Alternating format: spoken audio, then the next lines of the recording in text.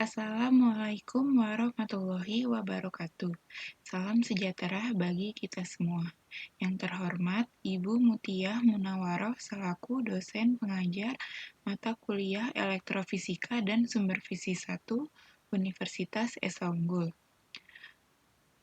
Perkenalkan, nama saya Yustri Nabila Harsu dengan nomor induk mahasiswa 2020 0606 KJ 002 Elektrofisika dan Sumber Fisi 1 Universitas Esa Unggul. Di sini saya akan menjelaskan materi tentang aspek dari energi dingin untuk memenuhi nilai tugas ke-10. Yang pertama ada definisi.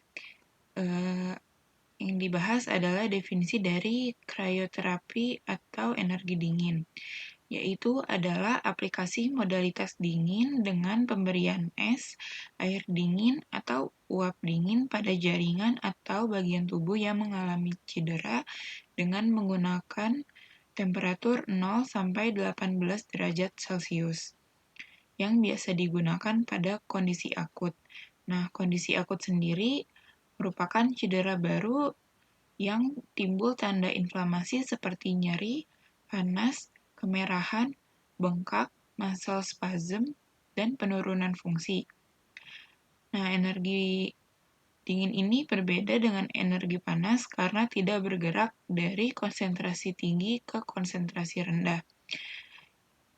Tidak memindahkan energi dingin ke tubuh, melainkan energi panas yang menuju atau merubah ke energi dingin sehingga terjadi keseimbangan temperatur di dalam tubuh.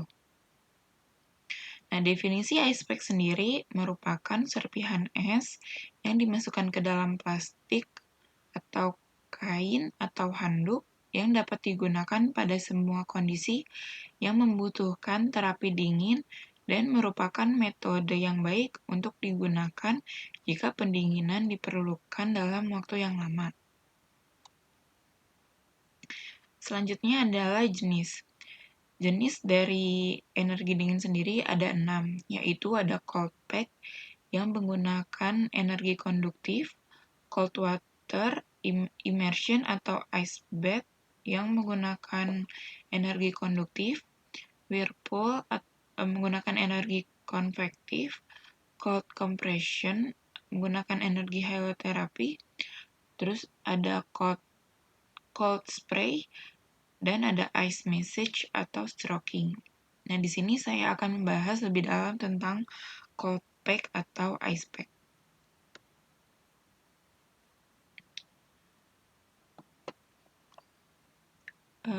Selanjutnya adalah efek fisiologi. Efek fisiologi dari ice pack sendiri ada menurunkan temperatur di otot, yaitu menurunkan aktivitas gamma motor neuron, menurunkan aktivitas efferent spindle dan Golgi tendon organ, menurunkan aktivitas alfa motor neuron, dan menghasilkan kontraksi otot karena disfungsi neuron motor atas. Lalu ada menurunkan temperatur di otot halus yang mengakibatkan menurunkan aliran darah dan tekanan, lalu menurunkan temperatur di nosiseptor, saraf sensorik, dan saraf motorik, dengan akibatnya itu menurunkan kelistrikan.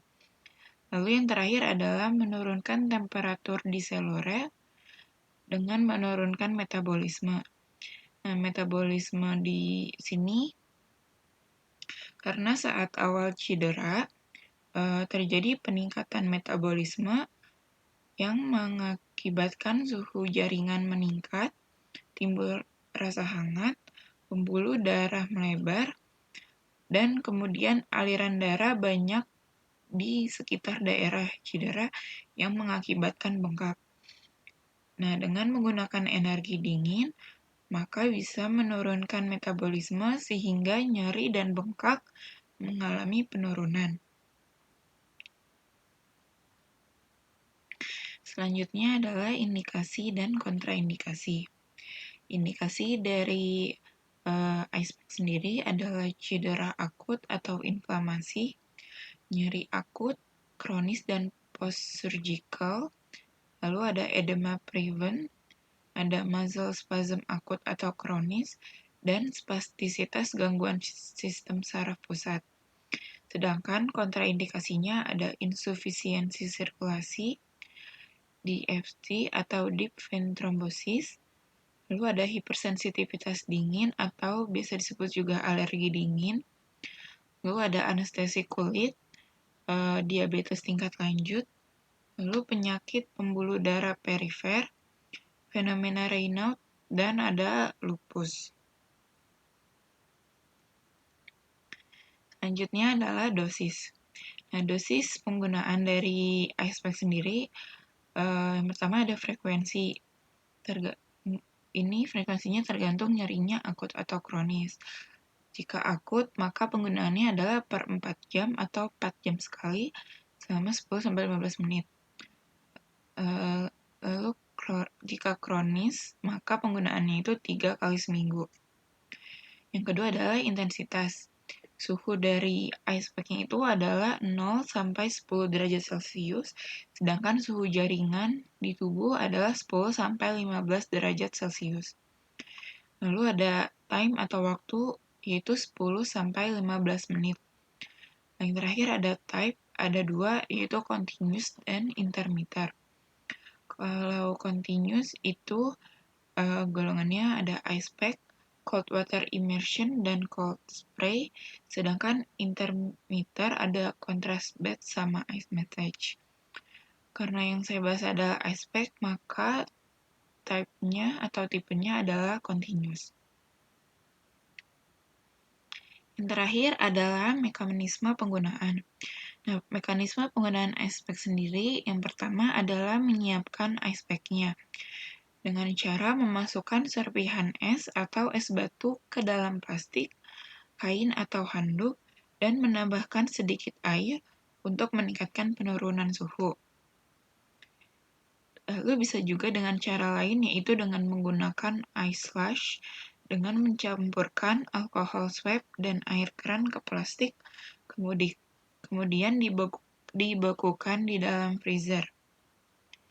Setelah ice pack-nya sudah siap, maka bentangkan sehelai handuk dan letakkan kantong ice pack-nya tersebut.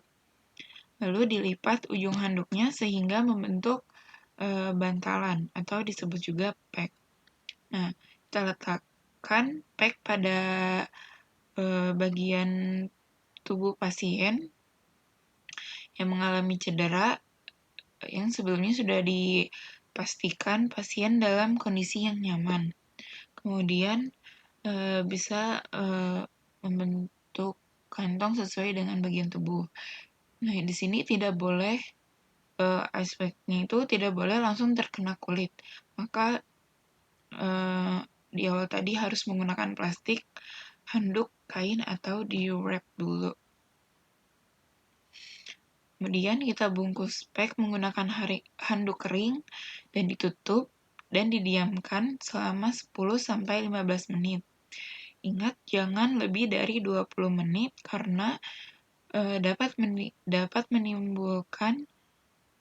menyebabkan pendinginan jaringan yang berlebih sehingga meningkatkan risiko radang dingin atau frostbite yang dapat menunda proses penyembuhan. Setelah dirasa waktunya sudah cukup, maka angkat pack, kemudian keringkan bagian tubuh pasien yang didinginkan, dan periksa kulit dan respon fisiologi terhadap intensitas dingin. Kemudian bisa dilanjutkan dengan latihan jika memang diperlukan. Nah, sekian dari saya, kurang lebihnya mohon maaf. Terima kasih. Wassalamualaikum warahmatullahi wabarakatuh.